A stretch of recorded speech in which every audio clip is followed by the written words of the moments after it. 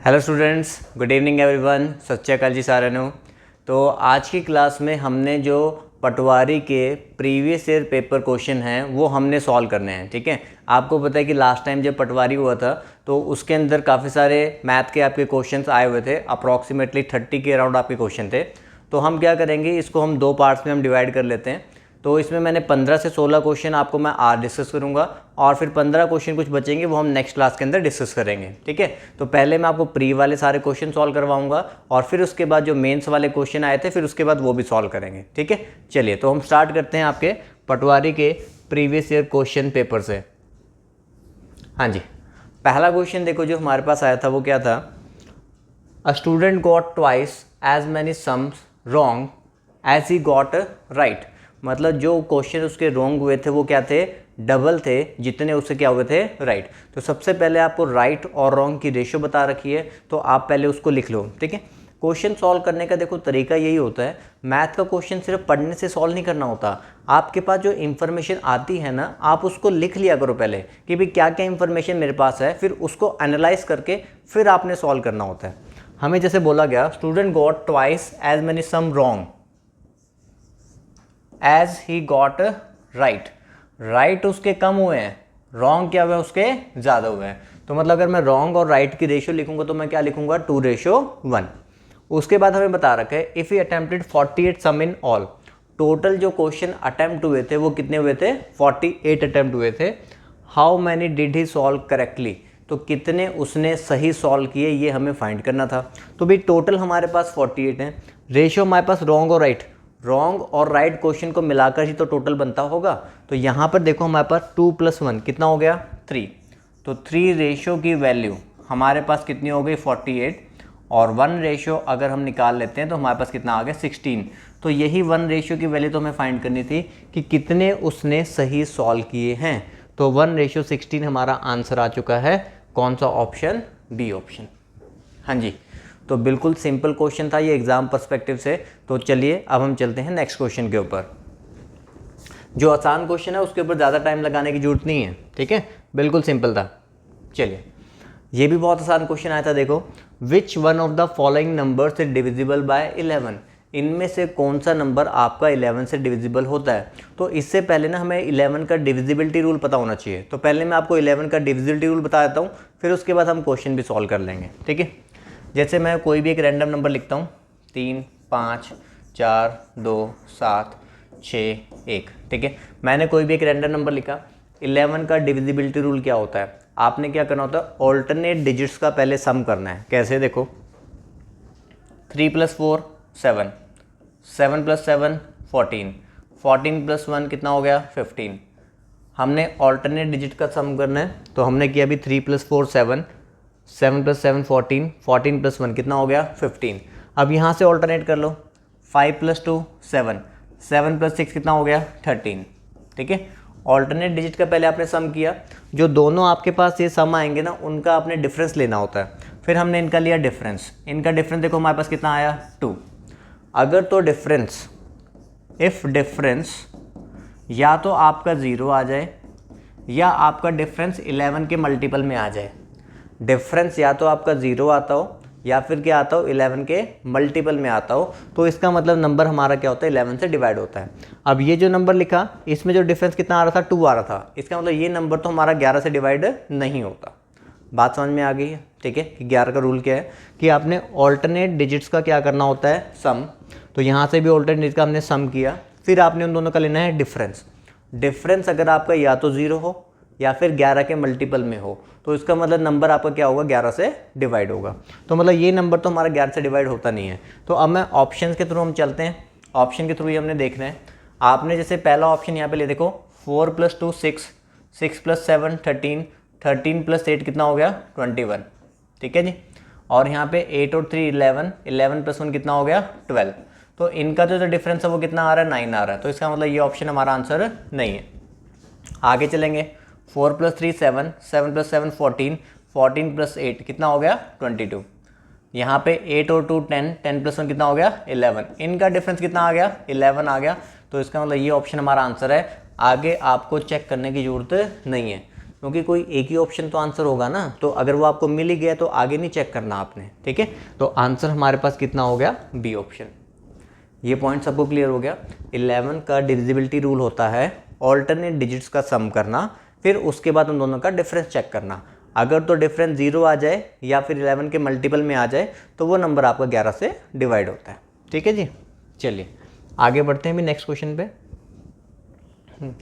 Greatest possible length which can be used to measure exactly the length 7 metre, 3 metre 85 centimetre and 12 metre 95 centimetre.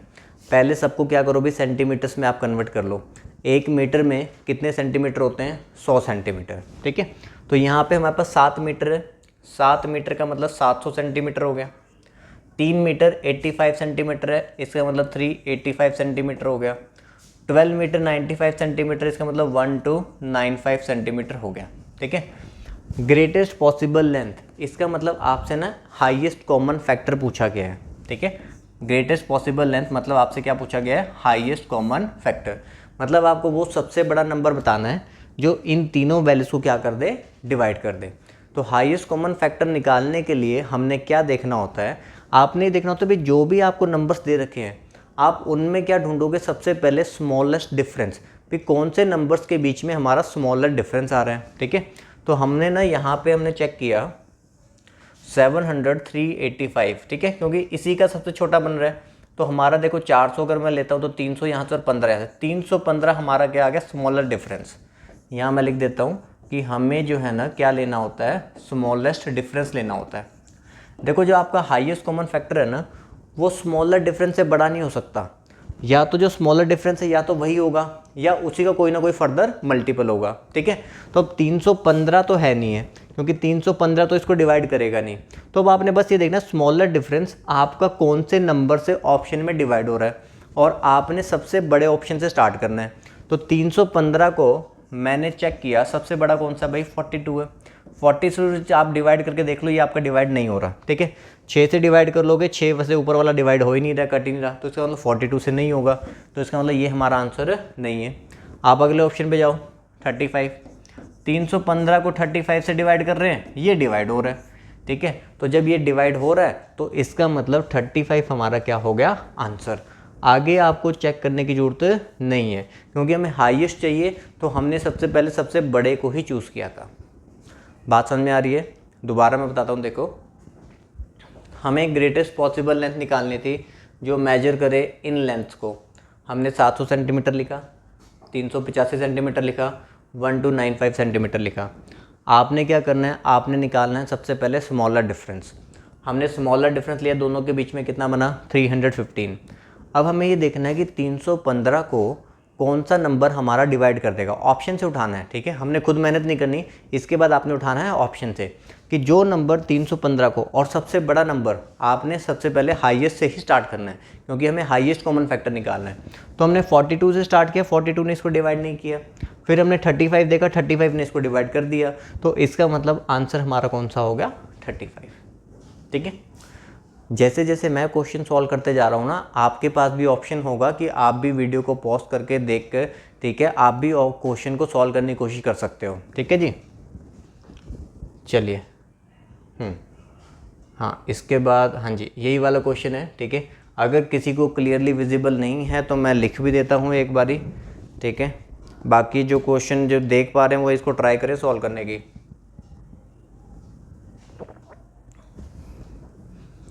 देखो अब जिसने तो फॉर्मूले सीखे हुए हैं, ठीक है, तो उसके लिए तो बहुत ही आसान क्वेश्चन है। ऊपर हमारे पास ये क्या बन रहा है, देखो a + b का होल स्क्वायर, ये क्या बन रहा है, a - b का होल स्क्वायर, और नीचे हम कहेंगे तो क्या है हमारे पास, a × b है। a + b का whole square minus a - b का होल स्क्वायर, ये क्या होता है आपके पास 4ab, ये हमारे पास क्या होता है 4ab, और नीचे हमारे पास ए बी है, तो ये कैंसिल हो जाएगा, तो आंसर कितना हो जाएगा 4। समझे इस बात को? एक और फॉर्मूला आप लोगों ने याद रखना है कि a + b का whole square plus a - b का होल स्क्वायर, ठीक है। जब इन दोनों के बीच में प्लस आता है ना, तो तब उसका जो रिजल्ट बनता है वो बनता है ट्वाइस ऑफ a² + b²।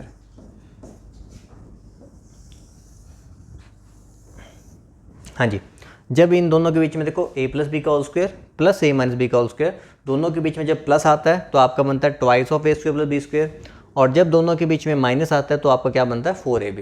तो इस क्वेश्चन में 4ab अपॉन ab, तो ab से ab हमारा क्या हो गया कैंसिल, तो आंसर हमारे पास कितना आ गया था 4। ठीक है जी, क्लियर। चलो आगे बढ़ते हैं, बनाइए इसको। देखो इसमें क्या लिखा हुआ है, 0.8 इंटू 0.8, एक बार हम देख भी लेते हैं कि आपको क्लियरली विजिबल है कि नहीं है, नहीं तो फिर मैं लिख देता हूँ। मुझे लगता है विजिबल होना चाहिए।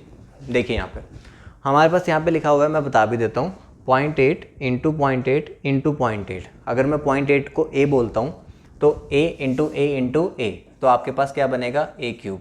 ठीक है, फिर लिखा हुआ है 0.5 इंटू 0.5 इंटू 0.5, इसको अगर मैं b बोलता हूँ तो ये आपके पास क्या बन जाएगा b क्यूब। ठीक है, तो ऊपर हो गया a cube minus b cube, नीचे आपके पास है 0.8 इंटू 0.8, इसका मतलब आपके पास ये क्या हो गया a स्क्वायर। ठीक है, फिर आपके पास है प्लस 0.8 इंटू 0.5 हो गया, तो इसका मतलब a इंटू बी हो गया, और प्लस 0.5 इंटू 0.5 ये आपके पास क्या हो गया b स्क्वायर हो गया। ठीक है, तो ऊपर a cube minus B cube का फॉर्मूला हम जानते हैं। ठीक है, जो नहीं जानते हैं वो नोट कर लेंगे भी। a cube minus B cube क्या होता है, a minus B, A square plus A B plus B square, ये इसका फॉर्मूला होता है। और नीचे हमारे पास क्या है, नीचे हमारे पास यही है A square plus A B plus B square, तो इससे हमारे पास ये वाली पूरी वैल्यू क्या हो जाएगी कैंसिल। तो आपके पास सिर्फ बचा क्या, a माइनस बी बचा आपके पास, तो a हमारा था 0.8 और b हमारा था 0.5, तो आपके पास जो आंसर बचा वो बचा 0.3। तो 0.3 हमारा कौन सा ऑप्शन हो गया, सी ऑप्शन। ठीक है, फॉर्मूलाज आपको याद होने बहुत ज़रूरी हैं। इस टाइप का जब भी क्वेश्चन आएगा तो उसके अंदर कोई ना कोई फॉर्मूला अप्लाई हो रहा होता है, तो चाहे स्क्वायर की फॉर्म में अप्लाई हो रहा हो, चाहे वो क्यूब की फॉर्म में अप्लाई हो रहा हो, तो कोई ना कोई फॉर्मूला वहाँ पे लग रहा होता है। ठीक है जी, तो ऊपर हमारे पास A cube minus B cube बन रहा था, और नीचे हमारे पास A square plus A B plus B square बन रहा था।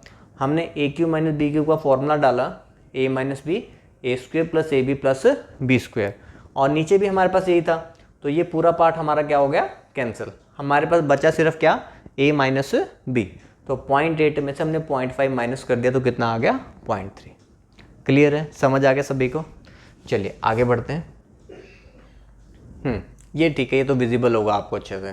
ठीक है, मैंने कहा ना कि जब भी क्वेश्चन आता है तो आप लोग भी मेरे से पहले, ठीक है, आप लोगों ने सॉल्व जब मैं करवा दूं उससे पहले आपने एक बार खुद से ट्राई करना होता है कि आप लोग इन क्वेश्चंस को बना पा रहे हो कि नहीं बना पा रहे हो। ठीक है, क्योंकि ये एग्जाम्स के क्वेश्चन हैं। ठीक है, ये हमारे बनाए हुए क्वेश्चन, ये एग्जाम के अंदर जो पूछे गए हैं ये वो क्वेश्चन हैं। ठीक है, चलिए, जैसे यहाँ पे बोला गया कि 1/5 of a number is equal to 5/8 of another number, मतलब दो अलग अलग नंबर्स की बात कर रहा है।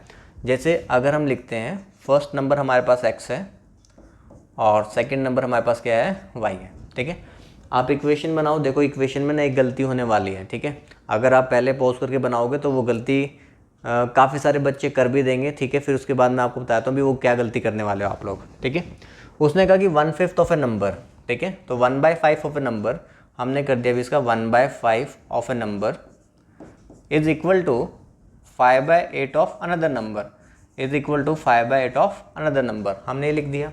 ठीक है, फिर उसके बाद कहते हैं 35 is added to the first number. अगर हम 35 ऐड कर दें फर्स्ट नंबर में तो बच्चे गलती क्या करते हैं, वो 35 ऐड कर देते हैं इसमें कि 1/5x प्लस 35, लेकिन 35 is added to first number बोला हुआ है, तो फर्स्ट नंबर तो x था ना, तो 35 is added to first number, तो x प्लस 35। समझे इस बात को, इसमें नहीं 35 ऐड करना था, जो ओरिजिनल फर्स्ट नंबर था ना उसमें ऐड करना था। If 35 is added to first number, तो फर्स्ट नंबर में हमने 35 ऐड किया, it becomes 4 times of second number, तो ये क्या बन जाता है 4 टाइम्स ऑफ सेकेंड नंबर बन जाता है, 4 टाइम्स ऑफ y। ठीक है, तो अब आप क्या करो भाई, हमें जो है ना सेकेंड नंबर निकालना है। सेकेंड नंबर मतलब आपको y की वैल्यू निकालनी है, तो हम क्या करेंगे भाई, x की वैल्यू को ना हम वहाँ पे पुट कर देते हैं। 5 को इधर ले जाओ, 5 को आप इधर लेके जाओगे, 5 5 जा 25, 25/8y आपके पास ये आ गया। ठीक है, तो x की जगह पर हम 25/8y पुट कर देते हैं, तो x की जगह पर मैंने डाल दिया 25/8y। ठीक है, plus 35 is equal to 4y। 35 को यहीं रहने देते हैं और इसको हम उधर ले जाते हैं, ठीक है।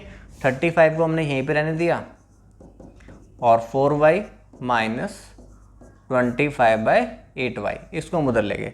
तो 35 इज इक्वल टू, यहाँ पे आपका मल्टीप्लाई होगा ये 8 4 द 32y, 32y में से 25 निकालोगे तो 7y बचेगा, तो 7/8y।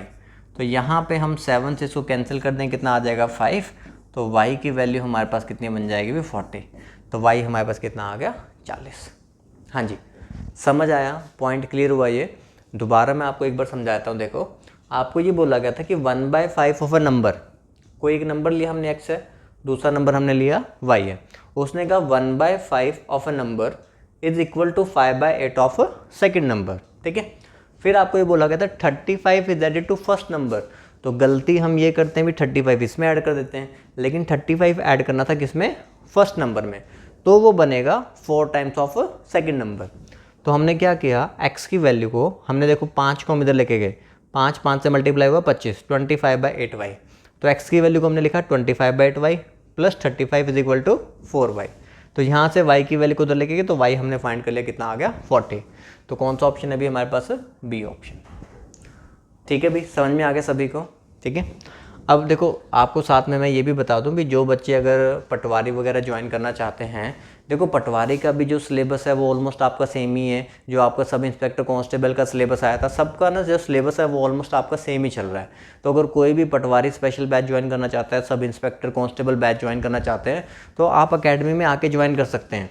27 Feb से ही हम बैच स्टार्ट कर रहे हैं, 27 Feb से मोहाली में स्टार्ट हो रहा है, 27 Feb से मोहाली में स्टार्ट हो रहा है बैच, और 12:30 से 3:30 का वो बैच रहेगा, ठीक है जी। तो स्पेसिफिकली आपका इसके अंदर पटवारी वाला, कांस्टेबल, सब इंस्पेक्टर, ये वाला आपको जो है ना समझाया जाएगा, यही वाला आपको कोर्स करवाया जाएगा, ठीक है जी। और उसके बाद भी बैच स्टार्ट हो रहे हैं, अगर कोई बाद में ज्वाइन करना चाहता है तो मार्च में भी बैच स्टार्ट होंगे, 6 मार्च से भी स्टार्ट होगा, फिर 13 मार्च से भी स्टार्ट होगा, ठीक है। और सिर्फ मोहाली एकेडमी में नहीं, आप दूसरी एकेडमी जो हमारी हैं चंडीगढ़ में भी, पटियाला में भी, लुधियाना में भी, हर जगह भी, तो आप कहीं पे भी ज्वाइन कर सकते हैं। चलिए जी, तो ये वाला क्वेश्चन तो हमने बना लिया था। अब हाँ जी, तो देखो नेक्स्ट क्वेश्चन जो हमारा है, इसमें क्या था, sum of the ages of man and his son is 45 years. Man और सन का जो टोटल आपको बता रखा है वो 45 बता रखा है। 5 ईयर्स अगो, 5 साल पहले, the product of the ages, 5 साल पहले उनकी एज का प्रोडक्ट कितना था, 34 था। The man age in years, man की एज हमें निकालनी है, ठीक है। तो बिल्कुल सिंपली आप इसको नॉर्मली ऑप्शन से उठा के आप सॉल्व कर सकते हो, कोई इक्वेशन बनाने की भी आपको जरूरत नहीं है। हम यहाँ पे लिखते हैं भी मैन की एज और सन की एज, ठीक है।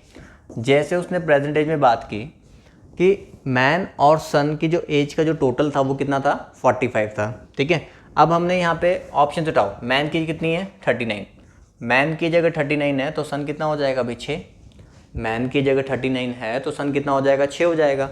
अब कंडीशन क्या है कि 5 साल पहले, 5 साल पहले 5 ईयर्स एगो इनकी एजिस का जो प्रोडक्ट है वो 34 आना चाहिए। तो जब मैं 5 साल पीछे जाऊंगा तो 5 साल पीछे गए तो ये कितना हो गया 34, और सन आपके पास कितने का हो गया 1 का। और हमें ये पूछा कि भाई इनकी एज का प्रोडक्ट कितना आना चाहिए 34, तो 34 × 1, तो हमारे पास कितना आ रहा है 34 आ रहा है। तो कंडीशन हमारी सेटिस्फाई हो रही है, तो आंसर हमारे पास कितना हो जाएगा 39। हाँ जी, समझ गए भी इस बात को, ठीक है। दुआ देखो, sum of the ages of man and his son is 45 year. Man और सन की एज का जो टोटल है वो 45 था।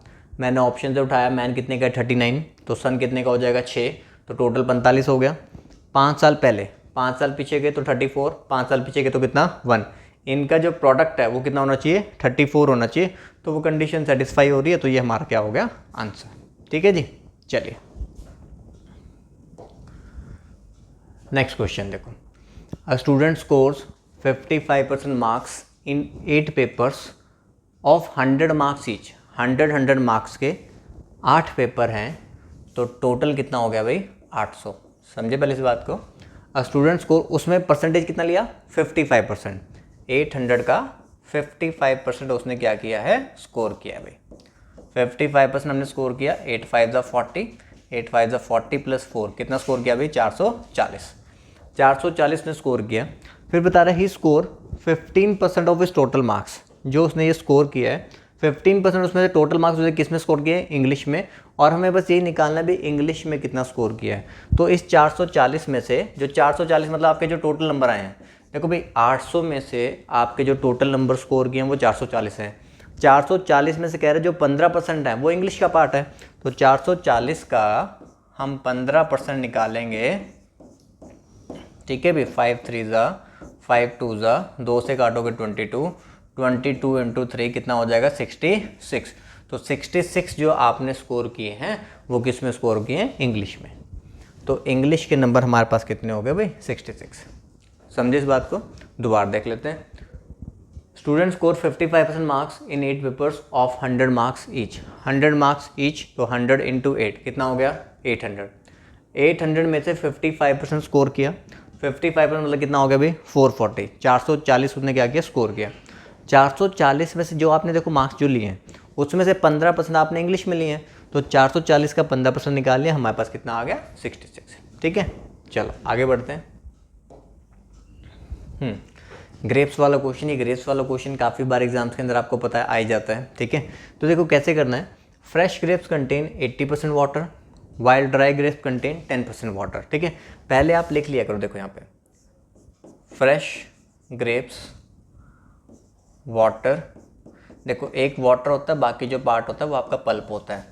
80% वाटर है इसमें, और तो पल्प हमारा कितना रह जाएगा 20%। ठीक है, जो ड्राई ग्रेप्स हैं FG fresh grape, DG dry grapes, उसके अंदर जो वाटर है 10% है, तो पल्प कितना हो जाएगा 90%। ठीक है, आपने एक ही बात को समझना है कि जो पल्प की जो क्वांटिटी है ना, वो पल्प की क्वांटिटी कभी ना चेंज नहीं होती है। जितना फ्रेश में पल्प होता है, पल्प समझते हो, जो गुद्दा वाला पार्ट होता है, जो आपका छिलके वाला पार्ट होता है ना, जैसे ग्रेप्स हैं, ग्रेप्स में से जब ग्रेप्स से ड्राई फ्रूट क्या बनता है, हमारी किशमिश बन जाती है। ठीक है, तो ग्रेप्स जब हम सुखाते रहते हैं तो उसमें से उसका वाटर, उसका जूस इवेपोरेट होता है, तो जो उसका छिलके वाला पार्ट है, उसका गुद्दे वाला पार्ट है, वो इवेपोरेट नहीं होता। तो आपने ये याद रखना है कि जो हमारा पल्प का कंटेंट है ना, वो क्या होता है आपका फिक्स होता है, सेम रहता है वो हर जगह पे। ठीक है, तो आपने क्या करना है, रेशियो बनानी है और पल्प की रेशियो को आपने सेम रखना है। ठीक है, सबसे पहले हम इसको काटते हैं, 20 से काटेंगे 4:1 हो जाएगा। आपके पास पहले रेशियो कितनी बनती है 4:1, इसका हम 0 काट दें, कितना हो जाएगा 1:9। ठीक है, फ्रेश ग्रेप में रेशियो आ गई 4:1 और ड्राई ग्रेप्स में रेशियो कितनी आ गई 1:9। ये वाटर है, ये क्या है पल्प है। बस इतनी सी बात कि पल्प वाला पार्ट आपका सेम होना चाहिए। तो आप क्या करोगे, पल्प की रेशियो को सेम बनाना है। तो पल्प की रेशियो को सेम बनाने के लिए हम इसको क्या कर देंगे, मल्टीप्लाई बाय 9। ठीक है, पल्प की रेशियो को सेम बनाने के लिए हम क्या कर देंगे, मल्टीप्लाई बाय 9। तो 9 4 आ जाएगा 36, यहीं पे चेंज कर दूँगा, नीचे लिख देता हूँ। 9 4 हो जाएगा 36 और 9 1 कितना हो जाएगा 9। ठीक है, 9 4 36 और 9 1 कितना होगा 9। इस रेशियो की बात कर रहे हैं हम। ठीक है, ये ऊपर वाली फ्रेश ग्रेप्स की है और नीचे वाली ड्राई ग्रेप्स की है। आपको क्वेश्चन में क्या होता है, या तो फ्रेश ग्रेप्स का टोटल दे रखा होता है, आपसे ड्राई ग्रेप्स पूछेगा, या तो ड्राई ग्रेप्स का टोटल दे रखा होगा, आपसे फ्रेश ग्रेप पूछेगा। तो इस क्वेश्चन में हमें क्या दे रखा था, हमें ड्राई ग्रेप्स का वेट दे रखा है, कितना है 250 kg है। तो ड्राई ग्रेप्स 9 + 1 कितना हो गया 10। तो 10 रेशियो की वैल्यू कितनी हो गई भाई 250 kg। तो 1 रेशियो हम निकाल लेंगे भी, 1 रेशियो हम निकाल लेंगे, कितना हो जाएगा 25 kg। तो 1 रेशियो 25 kg हो गया। और 36 + 9 पुराने वाला पूछा गया total, what was it's total weight in KG when it was fresh, जब वो ताज़ा था फ्रेश। तो 36 + 9 कितना हो गया 45। तो 45 रेशियो 25 × 45, 25 को 40 से करोगे 1000 तो वो हो गया, और 25 को 5 से करोगे 125 वो हो गया। तो 1125 kg था आपका फ्रेश वाली क्वांटिटी।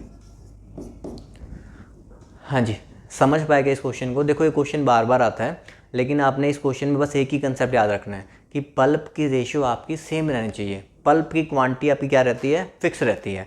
आपको ये बताया जाएगा फ्रेश ग्रेप्स में वाटर था 80%, तो पल्प अपने आप हो गया 20%, टोटल तो 100% ही बनेगा। ड्राई ग्रेप्स में वाटर था 10%, तो पल्प कितना हो गया 90%। रेशियो बनाते हैं, 20 से काटा 4:1, 10 से काट दिया 1:9। हमने पल्प वाला पार्ट सेम बनाना है, तो उसके लिए मैंने इसको मल्टीप्लाई बाय 9 कर दिया। 9 4 36, 9 1 9। अब ये आपका फ्रेश है, ये आपका ड्राई है। तो अब आप क्वेश्चन में ये देखा करोगे कि फ्रेश की क्वांटिटी मेंशन है कि ड्राई वाली मेंशन है। इस क्वेश्चन में ड्राई ग्रेप्स आपको मेंशन थे, तो हमने कहा अभी 9 + 1 10, 10 रेशियो की वैल्यू 250 kg, 1 रेशियो का 25 kg, तो 36 + 9 45 रेशियो कितना होगा, 25 × 45 1125 kg। ठीक है भाई, क्लियर हो गया। बढ़े आगे, चलो आगे देखते हैं। ये वाला क्वेश्चन कुछ टाइम पहले भी मैंने क्लास में करवाया था, ठीक है। प्रॉफिट एंड लॉस जब मैं चैप्टर आपको करवा रहा था तो वहाँ पे भी हमने इस क्वेश्चन को डिस्कस किया था, ठीक है। A man boat apples at the rate of 4 rupees 34, कि जब भी आपके पास ये क्वेश्चन आते हैं, अभी मैं एट द रेट इतने कितने खरीदता हूँ, एट द रेट इतने कितने बेचता हूँ, ठीक है। आपने लिखना होता है भी किस क्वांटिटी पे खरीदे आपने और क्या प्राइस आपने पे किया, ठीक है। सबसे पहले आपको बोला गया भी अ मैन बोट, आपने खरीदे at the rate of 4 rupees 34, मतलब आप ये कह लो कि चाहे आप 8 एप्पल खरीदते हो कितने के, 34 रुपये के। And sold them at the rate of 12, बेचे आपने 12, आपने बेचे कितने के बेचे भी आपने, 57 के, ठीक है। तो जब भी ये वाला क्वेश्चन आता है जिसमें वो कहता है भी एट द रेट इतने कितने खरीदता हूँ और एट द रेट इतने कितने मैं बेचता हूँ, तो आप लोगों ने क्या करना होता है, जो आपके ये क्वांटिटी वाला पार्ट है ना, सीपी और एसपी वाला पार्ट, ठीक है, जितनी आपने खरीदे हैं इनको आपने क्या करना होता है, सेम बनाना होता है। क्वांटिटी वाला पार्ट आपने जितना सामान खरीदा और जितना सामान बेचा उसको क्या करना है, सेम बनाना है।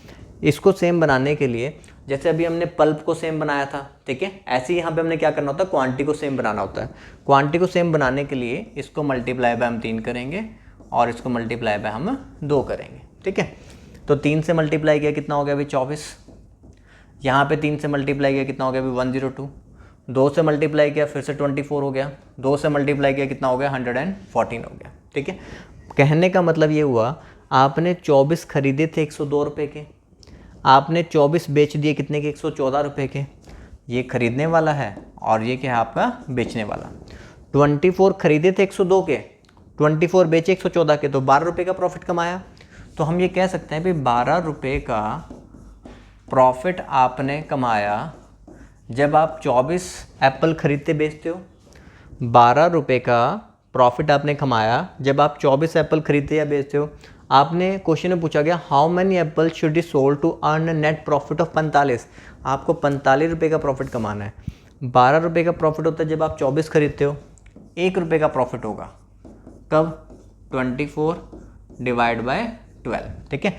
12 रुपये का प्रॉफिट जब 24 खरीदते हैं, 1 रुपये का प्रॉफिट 24/12 पे, और हमने जो है प्रॉफिट कितना कमाना है, 45 रुपये प्रॉफिट आपने कमाना है, तो मल्टीप्लाई बाय 45।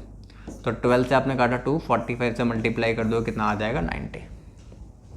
हाँ जी, समझ गए ना इस क्वेश्चन को। जब भी ये क्वेश्चन आता है भी ऐट इतने कितने खरीदे, ऐट इतने कितने बेचे, तो आपने हमेशा क्या करना है, क्वांटिटी वाला जो पार्ट है आपका, जितना आपने खरीदा और जितना आपने बेचा उसको आपने सेम बनाना है।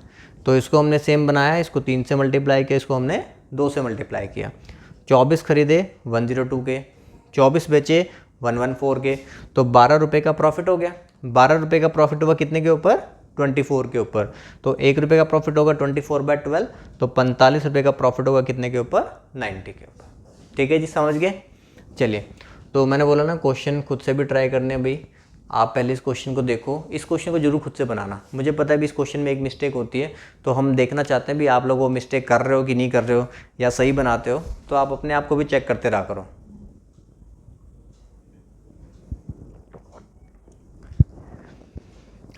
चलिए देखो, Sohan bought a scooter for a certain some of money, he spend 10% of the cost on repairs. पहले देखो उसने खरीदा, फिर उसने 10% लगाए किस पे, रिपेयर पे। हर चीज़ अपने आप में 100% होती है, 10% लगा दिया होगा उसने और लगा दिया उसके ऊपर। फिर उसके बाद उसने स्कूटर को बेचा और प्रॉफिट कितने रुपए कमाया, 1100 रुपये क्या हो रहा है उसको प्रॉफिट हो रहा है। ठीक है, खरीदा, रिपेयर पे भी कुछ पैसा लगाया, फिर बेचा, बेचने के बाद उसको 1100 रुपये का प्रॉफिट हो गया। ठीक है, how much did he spend on repair, हमें बताना रिपेयर पे कितने लगाए। अगर उसको जो प्रॉफिट हुआ है वो बता दिया आपको 20% है, प्रॉफिट परसेंटेज में बता दिया, प्रॉफिट वैल्यू में बता दिया, मतलब 20% प्रॉफिट, 20% प्रॉफिट की वैल्यू आपको दे रखी है, कितनी है, 1100 है। तो पहले मैं कॉस्ट प्राइस निकाल लूँ 100%, 100% की वैल्यू कितनी होगी भाई। ठीक है, ये इसका 5 गुना है, तो मैं 5 गुना सीधा कर सकता हूँ, 5500 हो जाएगा। ठीक है, 5 गुना हमने सीधा कर दिया, कितना हो गया 5500। ठीक है, अब ये जो 5500 है कई बच्चे इसी को अब 100% की वैल्यू मानकर, मतलब इसी को CP मानकर वो सॉल्व कर देते हैं। लेकिन आप ये ध्यान रखो, इसके अंदर रिपेयर वाला पार्ट भी एडिड है। देखो स्टार्टिंग में जो भी मैंने ख़रीदा स्कूटर, ठीक है, ये मेरा स्कूटर का प्राइस है, ठीक है, जितने का भी था स्कूटर, मुझे नहीं पता कितने का था। मैंने इसके ऊपर 10% रिपेयर पे भी लगाए हैं। ये 10% लगाने के बाद मैंने बेचा था, ठीक है, मतलब 100% पे मैंने ख़रीदा, 10% मैंने लगाए, तो मेरे लिए कितने का हुआ, 110% हो गया वो। तो 110% की वैल्यू ये है। अब जो है 110% की वैल्यू हमारे लिए कितनी है, 5500 है। उसमें से आपको सिर्फ 10% वाला पार्ट निकालना है रिपेयर का। तो 10% की वैल्यू कितनी होगी, 5500 डिवाइड बाय 110 इंटू 10, ठीक है। तो ये हमने काट दिया, 2 0 काट दिया हमने, इधर भी काट दिया, उधर भी काट दिया, इधर वाले को छोड़ देते हैं, ठीक है। तो 1 0 से 1 0 काट दी, 11 से काट दिया, कितना आ गया 50, तो 50 इंटू 10 कितना हो गया, 500, ठीक है। अब जिस बच्चे ने सीधा 5500 पे ही 10% लगा दिया, तो उसका तो 550 आंसर आ गया होगा, ठीक है। और एग्जाम में खुश वो भी बच्चा भी होगा, भी 550 आंसर आया, ऑप्शन में भी है, उसने उसको मार्क कर दिया होगा, लेकिन वो हो जाएगा गलत, क्योंकि जो सही आंसर है वो कितना है, 500 है।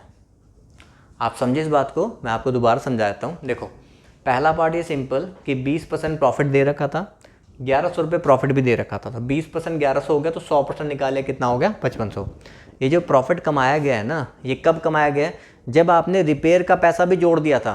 आपने एक चीज़ खरीदी थी, उसमें रिपेयर का पैसा भी जोड़ दिया था, उसके बाद आपने बेचा था, ठीक है। तो ये जो आपके पास वैल्यू है ये 5500, इसके अंदर रिपेयर वाला पार्ट जो है वो इंक्लूडेड है, ठीक है। तो 100% अपने आप में एक चीज़ थी, 10% आपने रिपेयर पे लगाए, तो कितना हो गया, 110%। मतलब ये जो है ना, ये टोटल 110% है। और इस 110% की वैल्यू जो है ना, अब हमारे पास कितनी होगी, 5500।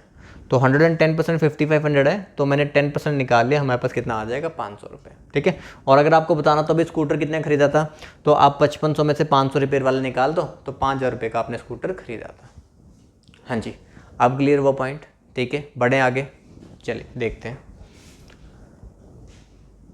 हाँ, एक्स रेशियो वाई मैं लिख देता हूँ, नहीं विजिबल है तो। एक्स रेशियो वाई दे रखा है भाई, कितना है, 7:3 है। और क्या बताया गया है आपको, ये दे रखा है x y plus y square upon x square minus y square, ठीक है। आप लोगों को ये देखना होता है कि ऊपर नीचे ना आपकी डिग्री सेम होनी चाहिए, ठीक है। जैसे यहाँ भी स्क्वेयर है, यहाँ भी स्क्वेयर है, ये भी स्क्वेयर है, और ये भी देखो दो टर्म्स है ना, एक्स इंटू वाई, मतलब ये एक स्क्वेयर की फॉर्म में बनेगी, ठीक है, कि इसके बाद भी आपकी एक स्क्वेयर की फॉर्म, 2 डिग्री आपके पास, यहाँ पे भी 2 डिग्री, यहाँ भी 2 डिग्री, यहाँ पे भी कितनी है, 2 डिग्री। ऊपर नीचे डिग्री सेम होती है, तो रेशियो वाली वैल्यू को आप डायरेक्टली पुट कर सकते हो, रेशियो ही आपके लिए वैल्यू का काम कर देती है, ठीक है। तो एक्स रेशियो वाई 7:3 है, इसका मतलब होता है भी एक्स अपॉन वाई कितना आपके पास 7/3। तो x की वैल्यू मेरे लिए कितनी है, 7 है, और y की वैल्यू मेरे लिए कितनी है, 3 है। तो सबसे पहले 7 इंटू 3 कितना हो गया भाई, 21, प्लस y का स्क्वेयर, 3 का स्क्वेयर कितना हो जाएगा, 9, ठीक है। x का स्क्वेयर, 7 का स्क्वेयर कितना, 49, और 3 का स्क्वेयर 9, तो 21 + 9 30, 30/40, तो मतलब आंसर हमारे पास कितना आ गया, 3/4, ठीक है जी। और हमारे जो पटवारी वगैरह या फिर कोई दूसरे एग्जाम होते हैं उसके अंदर डायरेक्ट डिग्री वाले ही आते हैं, उसके अंदर आपसे पॉलिनोमियल वगैरह के जिसके अंदर अलग अलग डिग्री होती है, किसी की पावर 5, किसी की पावर 4, जनरली वो वाला सम नहीं आता, ठीक है। आपके पास ये डायरेक्ट डिग्री वाले आते हैं, ठीक है, कि एक्स रेशियो वाई आपको बता रखा है, एक इक्वेशन आपको दे रखी है जिसमें ऊपर नीचे आपकी डिग्री सेम है, आपने बस डायरेक्टली वैल्यू पुट करनी है, ठीक है। तो एक्स हमारे लिए 7 है, वाई हमारे लिए कितना है, 3 है, तो हमने यहाँ पे 7 डाला, यहाँ 3 डाला, 21, 3 का स्क्वेयर 9, और हमारे पास नीचे x का स्क्वायर, 7 का स्क्वायर कितना, 49, और 3 का स्क्वायर कितना हो गया, 9, तो 30/40, तो कितना हो गया, 3/4, ठीक है जी, क्लियर। चलिए आगे बढ़ते हैं। नेक्स्ट देखो भाई, 2/3 इज इक्वल टू 75% ऑफ बी, 2/3a is equal to 75% of बी। 75%, 75/100 कितना होता है, 3/4, 2/3a is equal to 3/4 of b, ठीक है। कुछ भी नहीं है क्वेश्चन में, b को इधर ले आओ, b को उधर ले आओ, 3 उधर जाएगा 9, 2 नीचे जाएगा, 2 4 × 8, तो बस यही पूछा था 9:8, इतना सा ही क्वेश्चन था। एग्जाम में 4-5 सेकंड में आपने बना लेना था, ठीक है। इतने आसान क्वेश्चन भी आए थे एग्जाम के अंदर, ठीक है। हमसे पूछा गया था if 2/3A is equal to 75% of B। 75% लिखना चाहते हो तो 75/100, 25 से काटोगे तो 25 से काटोगे तो 3 आएगा और नीचे कितना आएगा, 4 आएगा। ठीक है, तो वो हमने लिख दिया 3/4 ऑफ B। 3 गया उधर 9, 2 गया इधर 8, तो A और B की रेशियो हमारे पास कितनी बन गई, 9:8। ठीक है, क्लियर हो गया। चलो आगे बढ़ते हैं।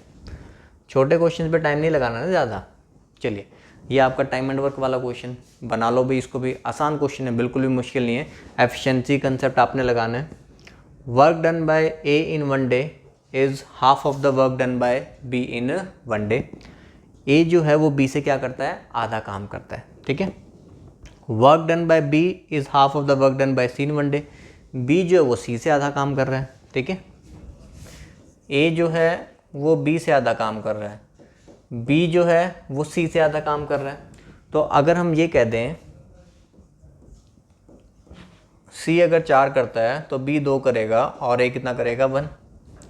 सी अगर 4 करता है तो बी कितना करेगा, 2, और ए कितना करेगा, 1 करेगा। ठीक है, तो ये इनकी एफिशिएंसी की रेशियो आ गई। और जो हमारा एफिशिएंसी होता है ना, वही हमारा क्या होता है, 1 डे वर्क होता है। ठीक है, तो अब ये एफिशिएंसी 1 डे वर्क बन चुका है। अब आपने देखना, देखो पहला स्टेप हो गया एफिशिएंसी की रेशियो बनाना। अब हम दूसरा स्टेप हम करेंगे भी टोटल वर्क बना लेते हैं। हम क्वेश्चन में देखें भी टोटल वर्क के बारे में किसके बारे में बताया गया है। हमें बोल रखा है भी C alone can complete the work in 7 days. C अकेला इसी काम को 7 दिन में क्या कर सकता है, पूरा कर सकता है। सी एक दिन में कितना काम कर रहा है, 4। सी एक दिन में 4 काम करता है, तो 7 दिन में कितना करेगा भाई, 28। तो 28 हमारा हो गया भाई टोटल वर्क। अब आपने बस ये देखना होता है भाई 28 टोटल वर्क जो है ना, वो आपको करवाना किससे है। ठीक है, in how many days a b and c together, तीनों से मिलकर करवाना है। तो तीनों मिलकर जो एक दिन में काम कर रहे हैं, कितना कर रहे हैं, 7 कर रहे हैं। तो 28 काम करने में कितना टाइम लगा देंगे, 4 डेज। ठीक है जी, तो ये ऑप्शन हमारा आंसर। बात समझ में आ गई है। दोबारा देख लेते हैं एक बारी। Work done by A in 1 day is half of the work done by B in 1 day. A जो है वो बी से आधा काम कर रहा है। Work done by b is half of the work done by c in 1 day. बी जो है वो सी से आधा काम कर रहा है, तो रेशियो बन गई 4, 2, 1। C alone can complete the work in 7 days. C अकेला 7 दिन में पूरा कर सकता है। तो टोटल वर्क बनाएंगे, एक दिन में करता है 4 काम, तो 7 दिन में कितना करेगा, 28। 28 हो गया टोटल। तो 28 टोटल वर्क मुझे करवाना किससे है, ए बी सी तीनों से मिलकर। तो तीनों मिलकर एक दिन में कितना काम कर रहे हैं, 7। तो 28/7 कितना आ जाएगा, 4 डेज। क्लियर। चलिए आगे बढ़ते हैं। साथ साथ में खुद भी ट्राई करते रहो भाई। ठीक है, क्वेश्चन जब हम आपको देते हैं तो कोशिश किया करो भी आप लोग भी बनाओ उसको। ठीक है, खुद से पार्टिसिपेट नहीं करोगे तो बात नहीं बनेगी। आपकी पार्टिसिपेशन भी बहुत ज़रूरी है। ठीक है, आप लोगों ने एग्ज़ाम में तो आप लोगों ने क्वेश्चन बनाने हैं ना, यहाँ तो हम बना देते हैं, सॉल्व कर देते हैं। ठीक है, अभी तो आप सिर्फ देख रहे हो, लेकिन खुद से भी बनाओ। चलिए देखो, ए 18 दिन में करता है, बी 20 दिन में करता है और सी 30 डेज़ में करता है, ऐसे में बता रखा है। ए 18 डेज़ में, बी 20 डेज़ में और सी कितने में करता है, 30 डेज़ में। ठीक है, तो एलसीएम हम लेंगे 18, 20, 30। एलसीएम हमारे पास 30, 60, 90 पे नहीं जाएगा, 180। ठीक है भाई, 180 हमारा एलसीएम हो जाएगा। तो यहाँ पे हमारे पास आ जाएगा 10, यहाँ पे आ जाएगा 9 और यहाँ पे कितना आ जाएगा, 6। ठीक है, अब आगे आपने जब सबसे पहले ये बना लिया, आपने लिखा भी कौन कितना कितना टाइम ले रहा है। फिर हमारे पास जो एलसीएम आता है ये हमारा टोटल वर्क होता है। ठीक है, फिर आपने यहाँ पे ये 1 डे वर्क बना लिया भी, ये एक दिन में ये 10 करता है, ये 9 करता है, कितना करता है, 6। हमसे अब जो इन्फॉर्मेशन दे रखी है, b and c together start the work and are forced to leave after 2 days. बी और सी दोनों ने काम करना शुरू किया और उनको 2 दिन के बाद छोड़ना पड़ा। ठीक है, बी और सी अगर एक दिन में मिलकर काम करते हैं तो कितना काम करेंगे, 15। ठीक है, एक दिन का काम कितना इनका, 15। और इन्होंने कितने दिन काम किया, 2 दिन। इन्होंने 2 दिन काम किया, तो इसका मतलब काम कितना कर लिया भाई, 30। तो 30 काम इन्होंने कर लिया, तो टोटल 180 था, उसमें से 30 कर लिया तो बचा कितना, 150। 180 में से 30 कर लिया तो बचा कितना, 150। अब 150 काम किसको करवाना है, the time taken by a alone to complete the remaining work. Remaining work सिर्फ ए से करवाना है। तो जो 150 काम है वो मुझे ए से करवाना है और ए एक दिन में 10 वर्क कर रहा है, तो इसको करने में वो कितने डेज लगा देगा, 15 डेज। ठीक है। देखो हमारे पंजाब के जितने भी पेपर वगैरह आते हैं ना, आपको ना हर चैप्टर की बेसिक नॉलेज होनी चाहिए, ठीक है। कई बार क्या होता है कि जैसे मान लो कि जैसे सब इंस्पेक्टर का पेपर है, कांस्टेबल पेपर है, कई बार यहाँ पे ना कोई कोई चैप्टर मेंशन भी नहीं होता, जैसे HCFL से मेंशन नहीं होता। HCFL से मेंशन नहीं है, लेकिन हर बार एग्जाम के अंदर HCFL से का क्वेश्चन आ जाता है। तो आपको हर चैप्टर की बेसिक नॉलेज होनी चाहिए। जब वहाँ पे न्यूमेरिकल एबिलिटी लिख दिया गया ना, तो न्यूमेरिकल एबिलिटी के अंदर आपके सारे चैप्टर कवर हो जाते हैं, ठीक है। तो अभी हमने यहाँ पे क्या किया, अभी A 18 दिन में करता है, B 20 दिन में, C 30 दिन में करता है। एलसीएम ले लिया, 180 टोटल हो गया, और हमने डिवाइड किया, 1 डे वर्किंग का निकाल लिया। हमें क्वेश्चन में बताया गया था कि B और C ने पहले क्या किया है, 2 दिन काम किया है, ठीक है। उसके बाद उनको छोड़ने को बोल दिया गया। एक दिन में 9 करता है, एक दिन में 6 करता है, कितना हो गया 15। 2 दिन उन्होंने किया, टोटल कितना हो गया 30। 180 में से 30 काम कर लिया, तो बचा कितना 150। तो 150 जो बचा हुआ काम है, मुझे देखना था भी ये किससे करवाना है। तो 150 बचा हुआ काम किससे करवाना था, A से करवाना था। तो A एक दिन में 10 करता है, तो 150 काम। देखो किसी के भी डेज निकालने हैं, किसी भी पर्सन के आपसे डेज पूछे गए हों, तो डेज हमेशा कैसे आते हैं, total work divide by 1 day work. तो जो काम बचा हुआ था वो 150 था, और 1 डे वर्क जो A का कितना था वो था 10, तो कितने डेज लगेंगे 15 दिन, ठीक है जी। चलिए आगे बनाओ। आखिरी सवाल आ गया, ठीक है, पता लग गया होगा आपको। An aeroplane flies twice as fast as a train which covers 60 kilometre in 80 minutes, ठीक है। 60 किलोमीटर कवर कर रहे हैं 80 मिनट्स में। कौन, एरोप्लेन या ट्रेन? क्या लिखा हुआ है, an aeroplane flies twice as fast as a train, train which covers. तो जो विच लिखा हुआ नहीं, किसके लिए लिखा हुआ है, ट्रेन के लिए लिखा हुआ है, ठीक है। What distance in kilometre will the aeroplane cover in 20 minutes. 20 minutes में एरोप्लेन कितना कवर करेगा, ठीक है जी। चलिए यहाँ देखो, ठीक है, सबसे पहले रेशियो लिख लेते हैं। आपको स्पीड के बारे में बता रखा है ना, speed, aeroplane, train. Aeroplane flies twice as fast, ठीक है, ये तो आप वैसे भी जानते हो। एरोप्लेन जो है वो तो ट्रेन से फास्ट ही उड़ेगा, ठीक है। तो एरोप्लेन और ट्रेन की जो हमें रेशियो दे रखी है वो कितनी दे रखी है, 2:1, ठीक है। और साथ में बताया गया fast as a train which cover 60 kilometre in 80 minutes. Speed का फॉर्मूला सभी जानते होंगे भाई, स्पीड का फॉर्मूला क्या होता है, distance upon time. Speed is distance upon time. तो सबसे पहले आप क्या करो, 60 किलोमीटर ट्रेन जो है ट्रैवल कर रही है, और टाइम जो ले रही है वो किस में ले रही है, 80 मिनट्स में, ठीक है। अब ऊपर किलोमीटर में, नीचे मिनट्स में है, हमें स्पीड किलोमीटर पर आवर में या मीटर पर सेकंड में हम बनाते हैं। तो यहाँ पे सिर्फ हमें मिनट्स को क्या करना है, आवर्स में कन्वर्ट करना है, ठीक है। तो मिनट्स को आवर्स में कन्वर्ट करना, डिवाइड बाय 60। इसके नीचे 60 लगाओगे तो वो 60 कहाँ चला जाएगा, ऊपर।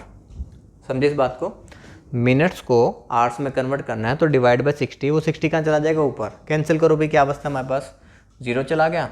2 4 ज़ा 8, 2 3 ज़ा 6, 4 से काट दो 15, 15 3 ज़ा कितना, 45 किलोमीटर पर आवर। ये आपके पास ट्रेन की स्पीड आ गई है। ट्रेन की स्पीड हमारे पास कितनी आ गई, 45 किलोमीटर पर आवर। अब देखो आपके पास स्पीड की रेशियो थी 2:1, ठीक है। ट्रेन की स्पीड हमें पता चल गई 45 है, मतलब 1 रेशियो की वैल्यू अगर 45 है तो 2 रेशियो कितना होगा, 90 किलोमीटर पर आवर, ठीक है। तो एरोप्लेन की स्पीड हमने निकाली 90 किलोमीटर पर आवर। लेकिन एरोप्लेन की स्पीड नहीं पूछी, पूछा गया है what distance in kilometre will the aeroplane cover in 20 minutes. वो कह रहा है 20 मिनट में ये कितना डिस्टेंस कवर करेगा। अब डिस्टेंस क्या होता है, स्पीड इनटू टाइम। डिस्टेंस यहाँ से भी बना सकते हैं ना, देखो speed is distance upon time होता है। डिस्टेंस निकालना तो स्पीड इनटू क्या होगा, टाइम। तो distance is speed into time. तो एरोप्लेन की स्पीड जो है वो कितनी है, 90 है, और टाइम जो लग रहा है क्रॉस करने में कितना लग रहा है, 20 मिनट का। मिनट्स को यहाँ पे भी आवर्स में कन्वर्ट करेंगे, डिवाइड बाय 60। तो 3 से हम कैंसिल कर देंगे तो हमारे पास कितना आ जाएगा, 30 किलोमीटर। तो 30 किलोमीटर जो है वो एरोप्लेन क्या है, डिस्टेंस कवर करेगा। हाँ जी, बताइए क्या ये सबको समझ में आया, ठीक है। दोबारा देख लो एक बार ध्यान से, ठीक है, जिसने स्पीड डिस्टेंस टाइम का कंसेप्ट अगर नहीं सीखा हुआ है। An aeroplane flies twice as fast as a train. Aeroplane जो है वो ट्रेन से फास्ट ट्रेवल कर रहा है, ट्वाइस वो भी। तो रेशियो जो बनेगी वो क्या बनेगी, 2:1। उसके बाद कह रहा है कि विच कवर्स 60 किलोमीटर इन, हाँ ये ध्यान रखना, as a train which covers, ठीक है। तो जो विच लिखा हुआ है ना, ये किसके लिए लिखा हुआ है, आपका ट्रेन के लिए लिखा हुआ है, जो कवर करती है 60 किलोमीटर कितनी देर में, 80 मिनट में। Speed is distance upon time, 60 kilometre 80 minutes में, मिनट्स को हमने आवर्स में कन्वर्ट करना है, तो डिवाइड बाय 60, वो 60 चला जाएगा ऊपर, हम कैंसिल करेंगे तो हमारे पास आ जाएगी ट्रेन की स्पीड कितनी आ जाएगी 45 किलोमीटर पर आवर। ट्रेन की स्पीड निकाल ली आपने, हमारे पास यहाँ पे इनकी स्पीड की रेशियो है 2:1। ट्रेन अगर 45 की है तो एरोप्लेन कितने का हो जाएगा 90 का, उसका डबल, 1:45 तो 2 कितना हो गया 90। लेकिन एरोप्लेन की सिर्फ स्पीड नहीं निकालनी थी, हमें ये बताना था कि एरोप्लेन जो है ना 20 मिनट में कितना ट्रैवल कर लेगा। तो डिस्टेंस का फॉर्मूला लगाया स्पीड इंटू टाइम, तो स्पीड एरोप्लेन की 90 और टाइम था 20 मिनट, मिनट्स को यहाँ पे भी आवर्स में कन्वर्ट किया, डिवाइड बाय 60, कैंसिल करोगे 3 से तो हमारे पास कितना आ गया डिस्टेंस 30 किलोमीटर। ठीक है, तो 30 किलोमीटर वो ट्रैवल कर रहा है। ठीक है जी, तो आज ये मुझे लगता है हमने 15 to 16 क्वेश्चन आज हमने इसमें कवर कर लिए हैं, और बाकी जो बचे हुए क्वेश्चंस हैं वो हम आपके नेक्स्ट क्लास में हम कवर कर लेंगे। उसके अंदर आपके जो मेंसुरेशन वाले जो पार्ट के क्वेश्चन थे तो वो वाले भी आपके जो है क्वेश्चन कवर हो जाएंगे। ठीक है, तो और जैसे ही फिर हमारा ये प्री वाला पार्ट खत्म हो जाएगा तो फिर जो मेंस के आपके जो पटवारी वाले क्वेश्चन थे फिर उसके बाद हम वो भी सॉल्व कर लेंगे। ठीक है, देखो इन क्वेश्चन को सॉल्व करने से ना आपको ये पता चलता है कि हमें किस लेवल की तैयारी हमें करनी चाहिए। ठीक है, कि एग्ज़ाम में किस तरीके के क्वेश्चन पूछे जाते हैं। ठीक है, अब ऐसा ना हो कि भाई क्वेश्चन आ रहा है आसान, हम पढ़ते रहें बिल्कुल ही हाई। ठीक है, या फिर हम कोई चैप्टर जो हम ऐसा छोड़ दें कि जिसमें से क्वेश्चन आ जाए आसान और वो हम उसको सॉल्व ना कर पाएँ। तो आप लोगों ने क्या रखना है, बेसिक स्ट्रेटजी आप लोगों की क्या होनी चाहिए, हर चैप्टर के कंसेप्ट आपको आने चाहिए। ठीक है, हर चैप्टर का बेसिक भी करो, मॉडरेट क्वेश्चन भी करो और डिफ़िकल्ट वाले भी करो। ठीक है, इजी भी करने हैं, मॉडरेट भी करने हैं, डिफ़िकल्ट भी करने हैं, तीनों क्वेश्चन करो। जब हम डिफ़िकल्ट वाले क्वेश्चन कर लेते हैं ना थोड़े से, तो जो अगर एग्ज़ाम में मॉडरेट इजी वाले आते हैं ना तो हम उनको जल्दी से सॉल्व कर पाएंगे। लेकिन अगर हम सिर्फ इजी वाले करते रहेंगे तो फिर मॉडरेट डिफ़िकल्ट वाले हमारे लिए मुश्किल हो जाएंगे। तो तैयारी आप करो पूरी, कोई चैप्टर आप लोगों ने छोड़ना नहीं है। ठीक है, तो सारे चैप्टर अच्छे से पढ़ो, हम आपके साथ ही हैं, हम तो आपकी तैयारी करवा ही रहे हैं साथ साथ में। अभी पटवारी के एग्ज़ाम को बहुत टाइम है, सब इंस्पेक्टर कांस्टेबल को बहुत टाइम है, तब तक हम बहुत सारी वीडियोस आपके लिए बना देंगे कि मतलब कि आपको मतलब कहीं पे दिक्कत नहीं आएगी। ठीक है, उसके अलावा भी फिर भी किसी को लगता है भी तैयारी करनी है, ठीक है, तो आप लोग जानते ही हो कि हमारे सेंटर्स चंडीगढ़, मोहाली, पटियाला, लुधियाना, संगरूर, जालंधर, गुरदासपुर, जहाँ पे हर जगह पर हमारे बैचेस चल रहे हैं। तो अगर आप न्यू बैचेस ज्वाइन करना चाहते हो तो आप लोग हमारे इस नंबर पे कांटेक्ट करके इंक्वायरी कर सकते हो। ठीक है, आपको जो देखो बच्चे बहुत दूर हैं तो वो ऑनलाइन एप्लीकेशन के थ्रू भी तैयारी कर सकते हैं। आप लोग ब्राइट की एप्लीकेशन आप लोग डाउन करें, प्ले स्टोर पर जाना है, वहाँ से ब्राइट एकेडमी की एप्लीकेशन आपने डाउनलोड कर लेनी है। तो वहाँ पे आपको पटवारी वाला कोर्स भी मिल जाएगा, सब इंस्पेक्टर का मिल जाएगा, कांस्टेबल मिल जाएगा। तो वहाँ पे आपके पास सारे कोर्सेज अवेलेबल है। ठीक है, कोई बैंकिंग एसएससी के लिए करना चाहते हैं तो वो सब भी अवेलेबल है। चलिए जी, बहुत बहुत शुक्रिया आप लोगों का वीडियो देखने के लिए। तो वीडियो अगर आपको अच्छी लगती है तो आप लोग उसको कमेंट भी कर सकते हैं, शेयर भी कर सकते हैं, लाइक, सब्सक्राइब सब कुछ इसमें कर दीजिए। ओके जी, थैंक यू।